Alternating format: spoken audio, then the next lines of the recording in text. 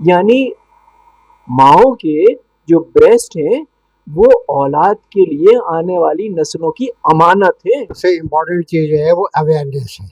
दूसरा ये देखा गया है कि जो माएँ दूध पिलाती हैं अपना, उनको कैंसर बहुत कम होता है। ये ऑब्जर्वेशनल है, पूरे दुनिया में देखा है कि ओवेरियन। नमस्कार दोस्तों, मैं हूं सहाफी मनोज अलीगढ़ी। मेरे साथ में अलीगढ़ मुस्लिम विश्वविद्यालय के बहुत ही नामचीन शख्स यहाँ पर मौजूद है। सभी लोग हेड ऑफ द डिपार्टमेंट रहे अपने अपने विभागों के। कोई बच्चों का स्पेशलिस्ट डॉक्टर है तो कोई कैंसर का विशेषज्ञ है, कोई विदेशी मेहमान है तो कोई इतिहासकार है। यहाँ पर सभी क्वालिटी के लोग हैं और ये एक गुलदस्ते की तरह यहाँ पर सहयोग से मुलाकात हुई है। मैडम अमेरिका से आई हैं, समीना, जो कि सोशल वर्कर हैं। आपके वालिद सलीम किदवई साहब अलीगढ़ मुस्लिम विश्वविद्यालय में प्रोफेसर थे, आप उनकी बेटी हैं। लेकिन अलीगढ़ मुस्लिम विश्वविद्यालय से इतना प्रेम था कि वे बड़े लेवल पर कार्यक्रमों का जब आयोजन होता है तो यहाँ पर अच्छी खासी डोनेशन देती हैं और जो भी ब्रेस्ट कैंसर यानी स्तन कैंसर से जो पीड़ित लोग हैं उनको प्रेरणा के लिए, उनको जागृति के लिए लगातार कार्यक्रम कराती रहती हैं और साना बसाना उसमें अलीगढ़ में आकर शिरकत करती है। हमारे बीच में प्रोफेसर रजाउल्लाह खान साहब हैं, प्रोफेसर सलाउद्दीन साहब हैं, प्रोफेसर मनाजिर अली साहब हैं जो बच्चे स्पेशलिस्ट हैं, मोहसिन रजा साहब हैं, जिया और रहमान साहब हैं, श्रीमती प्रेमलता जी हैं, अंशुमन कुमार साहब हैं, नामचीन लोग हैं, आरती हैं, सुनील भाई है और यहाँ पर बहुत से गणमान्य लोग हैं। सिलसिला शुरू करते हैं। ब्रेस्ट कैंसर का सिलसिला चल रहा है, सेमिनार है, यहाँ पर बहुत से लोग मौजूद हैं और अमेरिका से मैडम आई है अपनी बातों को रखने के लिए। तो जो भी माताएं बहनें इस कार्यक्रम को देख रही हैं, ये जन जागृति के लिए कार्यक्रम आप लोगों तक साझा किया जा रहा है। कृपया इसको देखें और सवालों को गहराई से सुने और अपने लोगों को सुनाएं। मैडम, पहला सवाल सुनने में आ रहा है कि फिगर मेंटेन के नाम पर महिलाएं बच्चों को फीडिंग नहीं कराती है, इसमें कितनी सच्चाई है मैडम, क्या कहना चाहेंगे? कि इस बारे में तो मैं कुछ नहीं बता सकती, यहाँ पर और स्पेशलिस्ट लोग हैं जो बताएंगे। मेरा सिर्फ जो एक पैशन है, जो मेरा काम है, वो ये है कि कैंसर अवेयरनेस को बढ़ाना और जो स्टिग्मा है जो एक हमारी सोसाइटी में एक ये कंजर्वेटिव माहौल है कि जिसमें हम बात नहीं करना चाहते ब्रेस्ट कैंसर के बारे में, उसको ख़त्म करना है। और जो इस तरह की सोशल और इश्यूज हैं उसके बारे में मैं जो और एक्सपर्ट्स हैं यहाँ उनको रेफर करूंगी। कि वो रेफर करने से पहले एक और सवाल है जो पब्लिक के बीच में जाना चाहिए, जो भी महिलाएं जो सुन रही हैं और देख रही हैं उनको भी पता चलनी चाहिए। आजकल मैडम एक प्रचलन चल गया है, ब्रेस्ट सर्जरी कराई जा रही है और अपने आप को सुंदर दिखाने के लिए पूरे जतन करे जा रहे हैं, तो क्या उसका कोई दुष्प्रभाव पड़ता है बॉडी पर, महिलाओं के ऊपर? जी, ये भी मैं इसमें एक्सपर्ट नहीं हूँ आंसर करने में। ये है तो काफ़ी प्रेवलेंट, इंडिया में कितना प्रेवलेंट है ये मैं नहीं बता सकती, मगर हाँ वेस्ट में तो ये काफ़ी पॉपुलर है। हमारे बीच में मैडम समीना जी हैं जो कि चाह रही हैं कि मेरे बीच कोई शब्दों में कोई ऐसी बात ना निकल जाए जो डॉक्टरों के ट्रीटमेंट पर कोई सवालिया निशान लग जाए। तो हम एक्सपर्ट से बात करेंगे। हमारे ब्रेस्ट कैंसर स्पेशलिस्ट है मोहसिन रजा साहब, सर से सवालों का सिलसिला शुरू होगा और जो भी सज्जन, जो भी प्रोफेसर हजरात कुछ जवाब देना चाहें तो रास्ते खुले हुए हैं आपके। जी सर, पहला सवाल, फिगर मेंटेन के नाम पर महिलाएं बच्चों को दूध पिलाने से बच रही हैं सर, क्या इसका कोई बॉडी पर दुष्प्रभाव है या सुंदरता पे कोई कमी आ रही है?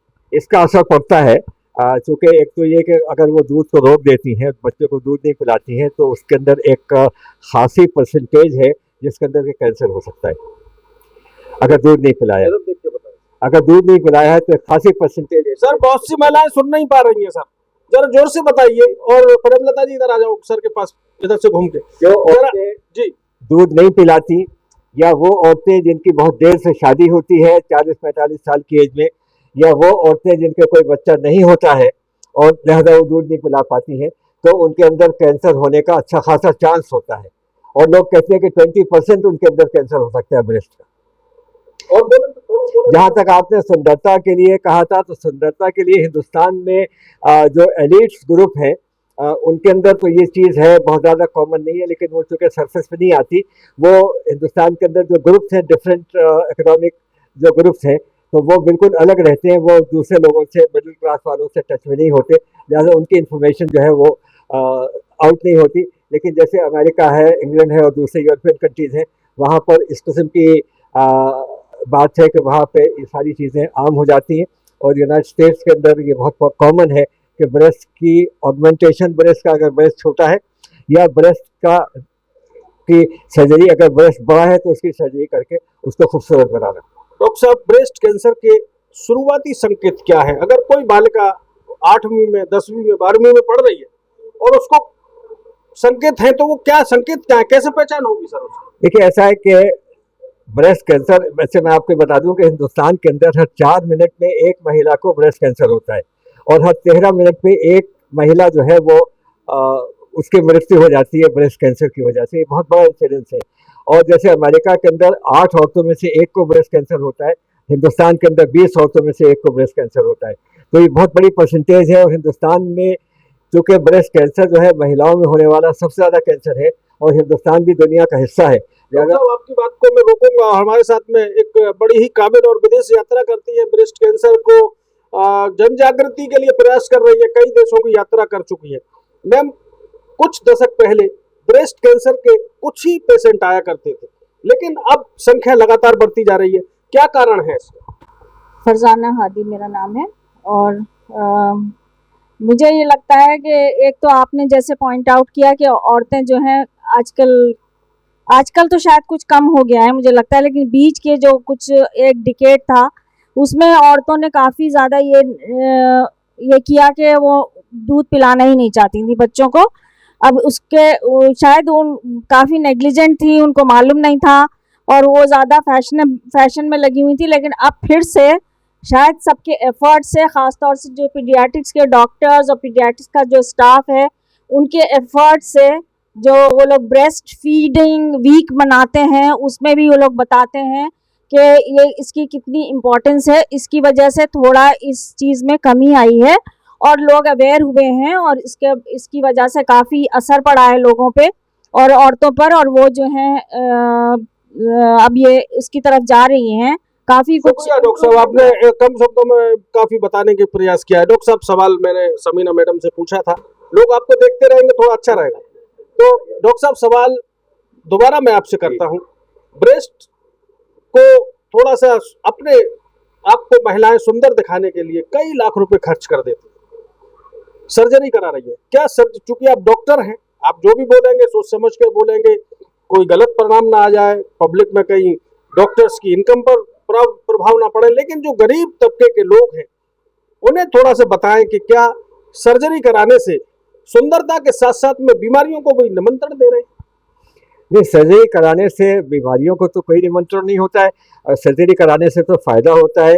लेकिन ये सर्जरी जो ब्रेस्ट की जो सर्जरी ब्यूटिफिकेशन के लिए वो लोअर क्लास के, मिडिल क्लास के लोग नहीं कराते और अफोर्ड भी नहीं कर सकते, क्योंकि ब्रेस्ट की जो सर्जरी कई लाख में होती है, ब्रेस्ट का रिडक्शन। वो आदरणीय डॉक्टर साहब, ब्रेस्ट कैंसर की सर्जरी लाखों में होती है, सर्जरी कराना बहुत अच्छा है, लेकिन मैं महोदय सवाल पूछ रहा हूँ, ब्रेस्ट सर्जरी कराने से लाभ है या हानि? सिर्फ यही जवाब दें। ब्रेस्ट कैंसर की सर्जरी लाखों में नहीं होती। ब्रेस्ट की सर्जरी कराने से तो फायदा ही होता है, क्योंकि उसको निकाल दिया जाता है। वो ब्रेस्ट की सर्जरी जरूरी है और सर्जरी का डॉक्टर साहब बहुत जरूरी। आप काफी अनुभवी है, प्रोफेसर रहे, मैं तो आपका बहुत ही जूनियर। जो महिलाएं सुंदरता के लिए सर्जरी करा रही हैं ब्रेस्ट की, क्या वे ठीक है या गलत है? नहीं, उसमें कोई हर्ज नहीं है, वो अपना पर्सनल उनका मसला है और उससे कोई असर नहीं पड़ता। कैंसर होना है, कैंसर न होने का कोई असर नहीं होता है। तो आप सीधा जवाब नहीं देंगे कि सुंदरता के लिए दूध पिलाना आवश्यक है और सर्जरी कराना बेहतर नहीं है? जहाँ तक आप ये बात फरमा रहे हैं कि क्या खुदा न खास्ता महिलाएं अपनी सुंदरता को बरकरार रखने के लिए या खुदा न खास्ता उसके दिखावे के लिए ब्रेस्ट फीडिंग नहीं कराती हैं और शेपिंग वगैरह आर्टिफिशियल कराती हैं, मैं इस बात से इत्तेफाक नहीं करता। उसकी वजह यह है कि आपने कहा, बार बार कहा कि महिलाएं अपने सुंदरता को और रूप को दिखाने की खातिर, महिलाएं तो खुद ही सुंदर है, नंबर 1 जी। और दूसरी बात यह है इम्पोर्टेंट कि हमको इस बात को एग्री और एक्सेप्ट करना होगा कि breast is the treasure of the progeny, यानी माओ के जो ब्रेस्ट हैं वो औलाद के लिए आने वाली नस्लों की अमानत है। इतनी इम्पोर्टेंट चीज़ है। तो इसको हम किसी ऑल्टरनेटिव तरीके से करें इस्तेमाल के, बहुत सारी इंडस्ट्रियल हाउसेस हैं जो मिल्क बेबी फीड बनाते हैं और तमाम चीज़ें, उसकी वजह से हो गया है। लेकिन नेचर का ऑल्टरनेटिव कोई नहीं है, and nature is cost conservative and nature is health conservative as well. Thank you please. Salauddin sahab ने बहुत अच्छा कहा है कि बहुत पढ़े लिखे अंदाज में मैसेज देने की कोशिश की है। जो भी महिलाएं सुन रही हैं वो इसका खुद अपने आप से जवाब उनको मिल गया होगा। हमारे बीच में अलीगढ़ मुस्लिम विश्वविद्यालय के ज़िया उर रहमान साहब हैं। सर, इस सेमिनार में आए सैकड़ों लोग थे, क्या संदेश देना चाह रहे हैं और क्या ऐसी सेमिनारों के होने से क्या लाभ है आम जन को? नहीं, ऑब्वियसली ऐसे सेमिनार्स, ऐसे प्रोग्राम से बहुत ज़्यादा फ़ायदा ये है कि आम जनता के बीच में एक मैसेज देना कि अर्ली ब्रेस्ट कैंसर डिटेक्शन बहुत इम्पॉर्टेंट है, और उसमें सेल्फ एग्जामिनेशन और स्टूडेंट के लिए ख़ासतौर से ख़वातीन के लिए एक स्पेशल सेशन भी रखते हैं मोहसिन रज़ा साहब, जिसमें कि सिर्फ ख़वातीन को इनवाइट करते हैं और उनको ये बताने की कोशिश करते हैं कि कैसे इससे पहले अर्ली इसको डायग्नोसिस किया जाए। अच्छा, जो आपने सवाल किया था कि ब्यूटिफिकेशन की पॉइंट ऑफ व्यू से, तो मैं कह रहा था कि उसमें जो आजकल की औरतें जो बोटॉक्स का इंजेक्शन लगवाती हैं और ब्रेस्ट एलिवेशन कराती हैं, ज़ाहिर जो सर्जरी है वो सर्जरी जो है नेचर्स के ख़िलाफ़ है। तो ज़ाहिर है वो इतनी ब्रेस्ट कैंसर में सर्जरी करना तो मस्ट है, यानी ज़रूरी है, ट्रीटमेंट का पार्ट है। लेकिन अननेचुरल वे में हम जो कराते हैं बोटॉक्स इंजेक्शन या झुर्रियों को ख़त्म करने के लिए जो हम इंजेक्शन लगाते हैं, खूबसूरती बढ़ाने के लिए कराते हैं। अब तो इतनी एडवांस टेक्नोलॉजी है कि वजाइनोप्लास्टी कराते हैं लोग। इमेजिन कीजिए आप कि उसको खूबसूरती बढ़ाने के लिए इस तरह से ब्रेस्ट कैंसर की ब्रेस्ट को भी ब्यूटिफिकेशन, और मैं तो ये कहता हूँ कि औरतों की क्या बात है, लोग पेनिस की जो है प्लास्टिक सर्जरी को कराते हैं और उसकी ब्यूटिफिकेशन के लिए। तो वो तो हर चीज़ का ज़ाहिर है दुष्प्रभाव तो होंगे। जी जी जी।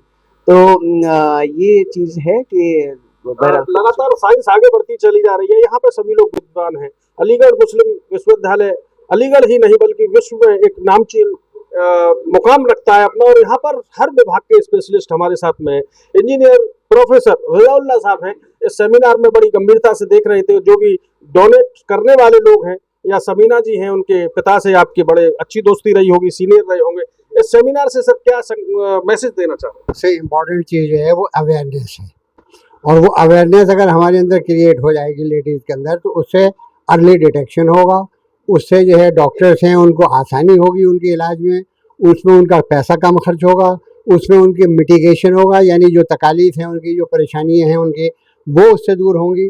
तो इसलिए इस किस्म के प्रोग्राम होते रहते हैं, तो उससे ये बहुत बड़ा फ़ायदा मिलता है हमको कि सारी चीज़ें जो हैं जो अवेयरनेस के नाम पर सामने आ जाती हैं, उससे फिर बाद में कोई प्रॉब्लम नहीं होती। चलिए, अवेयरनेस के नाम पर सर बहुत सारे काम होते हैं। मैं बिल्कुल सर आपसे बात करूंगा। मनाजिर साहब हैं जो बच्चों के स्पेशलिस्ट हैं। कई लगभग 1.5 दशक पहले बच्चे की काफ़ी बीमार हालत थी हमारे की, और मुझे कहीं बहुत ज़रूरी कार्य से जाना था, और जैसे ही सर के पास में बच्चों को लेकर आया तो सर चंद घंटों में ही आराम मिला।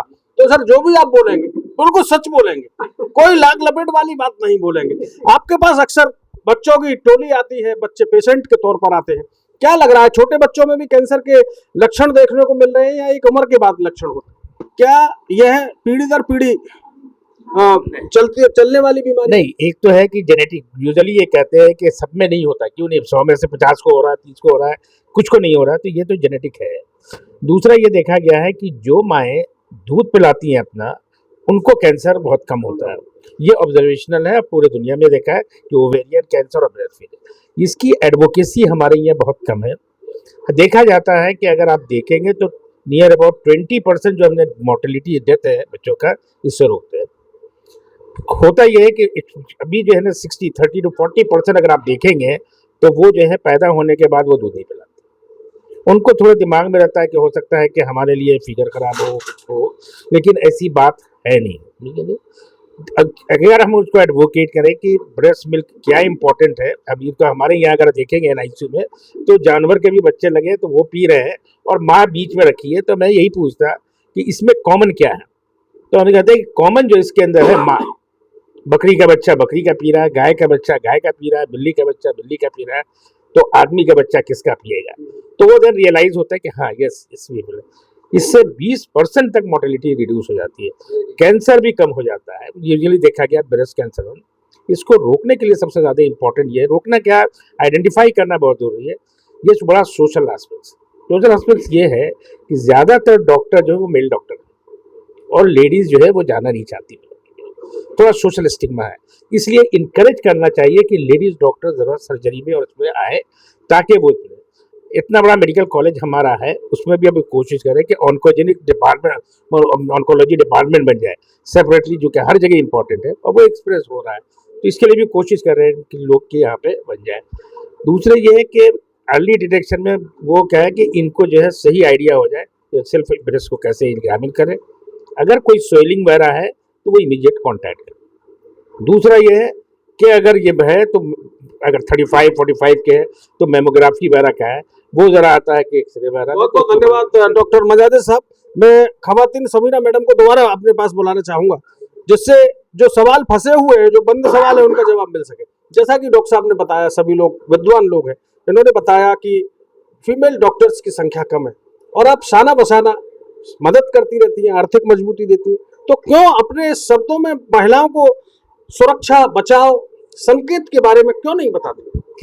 तो देखिए ये बहुत ही बड़ी लड़ाई है, तो मोर्चे बहुत सारे खुले हुए हैं और जिसमें से हम लोग कोशिश ये करते हैं कि हर सोशल इशू पे टच करें, जिसमें से एक इशू ये भी है। तो ऐसा नहीं है कि हम लोग इस पर काम नहीं कर रहे हैं, मगर ये कि हिंदुस्तान में बहुत सारे इश्यूज़ हैं, तो हम वन बाय वन ही उसको एड्रेस करते हैं। फ़िलहाल हमारा जो फोकस है वो ब्रेस्ट कैंसर अवेयरनेस और कैंसर सपोर्ट पर। सबीना जी, अक्सर देखने में आ रहा है कि नीम हकीम बवाले जान कहावत जो चली आ रही है, ग्रामीण क्षेत्रों में कमजोर तबके के मोहल्लों में गलियों में नुक्कड़ से जब पेशेंट निकलता है तो वो सीधा जाता है, साहब मेरे सीने में दर्द है या परेशानी है या कोई गांठ बन रही है, तो सीधे वो हकीम जी के पास जाएगा या होम्योपैथी के डॉक्टर के पास जाएगा। अब वो अलीगढ़ मुस्लिम विश्वविद्यालय में आएगा तो लंबी लंबी कतारें हैं, वो फिर लंबे लंबे बिल बनेंगे। प्राइवेट पर जाएगा तो वो सोचता है यहीं से पड़ोसी चाचा से दवा ले लूं होम्योपैथी की और क्लेश डालूं। तो ये ठीक है या कुछ गड़बड़ है, इसमें सुधार होना चाहिए? सुधार बिल्कुल होना चाहिए और गवर्नमेंट के भी बड़े मेजर्स हो रहे हैं कि गांव-गांव ग्रामीण क्षेत्रों में जाके वो लोग हेल्प पहुंचाएं।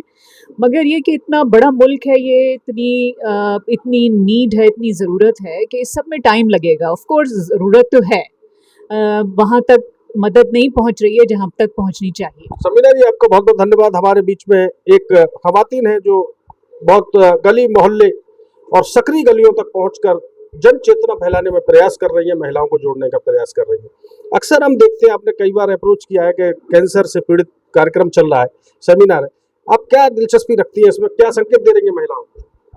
मैं महिलाओं को सिर्फ यही कहना चाहूँगी, ब्रेस्ट कैंसर जो है महिलाओं के लिए बहुत बड़ी प्रॉब्लम है और महिलाएं अक्सर करके अपने को जो बीमारी है उसको छुपाती हैं, डॉक्टर से भी नहीं बताती हैं, अपने फैमिली मेंबर को भी नहीं बताती हैं।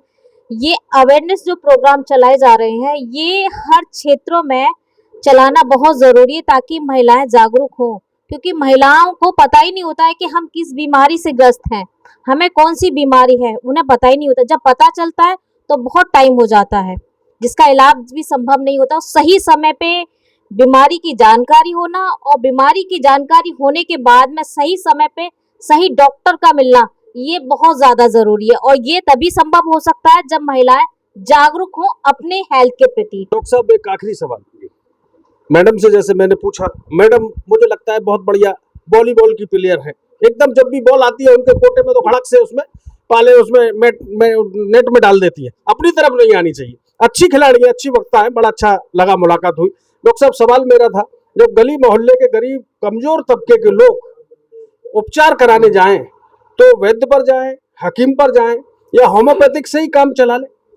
आपके पास आने में तो बड़ा बिल बनेगा सर, समय भी बहुत लगेगा, वेटिंग करनी पड़ेगी, तो वो बेचारा मजदूरी में भी चला जाएगा इलाज करा के। देखिए, इसमें सबसे इम्पोर्टेंट बात है वो ये है कि हर महिला को 20 साल की उम्र से, चाहे उसकी शादी हुई हो चाहे ना हुई हो, उसको अपनी छाती का इम्तहान हर महीने करना है। अब तक हम 120 वर्कशॉप्स कर चुके हैं मुल्क के मुख्तलिफ हिस्सों में यूपी के, जिसके अंदर कि हमारी महिला डॉक्टर जो हैं या हमारी महिला टीचर्स हैं वो बताती हैं कि अपने ब्रेस्ट का एग्जामिनेशन कैसे किया जाता है, और उसमें अगर उनको कोई भी कमी मिल जाए, कोई भी गांठ मिल जाए, तो फ़ौरन उनको सर्जन के पास जाना चाहिए।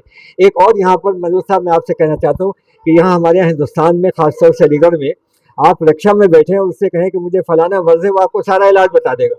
तो यहाँ हर आदमी अपने आप को अक्ल-ए-कुल समझता है, तो उस अक्ल-ए-कुल के पास न जाइए, बल्कि अपनी अक्ल का इस्तेमाल करिए। सर अकेले कुल के पास जाना मजबूरी है, जेब खाली रहती है सर, तो उसी से ही काम चलाना पड़ता है। आप हमारे पास आइए, अगर आपके पास पैसे नहीं है हम आपका फ्री इलाज करेंगे। ठीक है, बहुत बहुत धन्यवाद डॉक्टर साहब, आपने हमें समय दिया।